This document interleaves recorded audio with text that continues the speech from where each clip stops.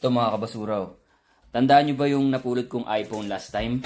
Ito, nakapili ako ng comment ng pagbibigyan natin nun. So, ito. Siya si Andre, no? Estudyante, no?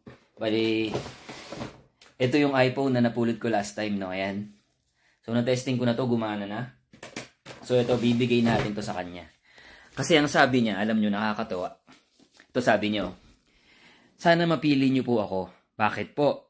Dahil deserve ko po ito, sabi niya.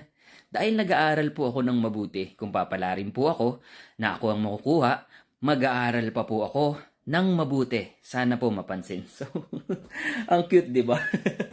So, sige, Andre, congrats. Kasi talagang nagbasa ako ng mga comment. At feeling ko, ikaw ang pinaka-deserving na bigyan natin ng iPhone yung nakuha ko. No? So, nakita mo naman sa video kung anong iPhone yun, no? So, hindi natin papalitan yun, ha? Yun talaga mismo ang ibibigay ko sa'yo.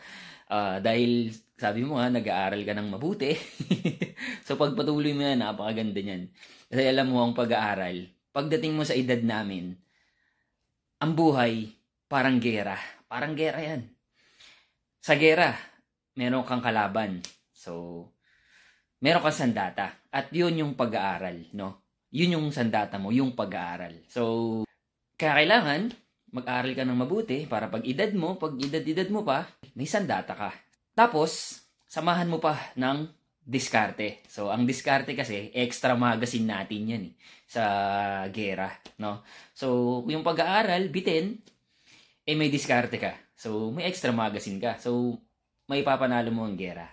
So, yun. Sana may natutunan ka at sana makatulong ako sa'yo. Sa ina yung iPhone, no?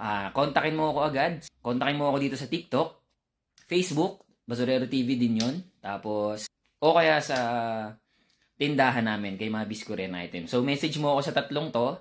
Sa Facebook ko, sa TikTok ko, tsaka sa tindahan namin, sa Mabis Korean Items, para maipadala ko yung cellphone mo. Okay? Nga pala, mag-aantay ka pa ng isang buwan, kasi nasa Korea ko, alam mo naman, nasa Korea ako. Mag-aantay ka pa ng isang buwan, para makarating to sa'yo, ha? Kasi ipapadala ko pa yon, ibabox ko pa. So, ina-explain ko to mga kabasura kasi alam ko parang ano pa to medyo bata pa siya, no? So, ina-explain ko maigi, ha? Ilalagay ko siya sa box, ipapadala ko sa Pilipinas. So, isang buwan na abutin nun. Tapos, pagdating sa bahay, ipapadala ko sa bahay mo ng libre. Okay? Huwag kang maniniwala sa kahit na kaninong magsabi sa'yo na sisingiling kita. So, libre yon, okay? Yung, congratulations, no? Sana makatulong tong napulot ko para sa'yo. Pakabait ka at mag-aaral ka mabuti. Yun lang.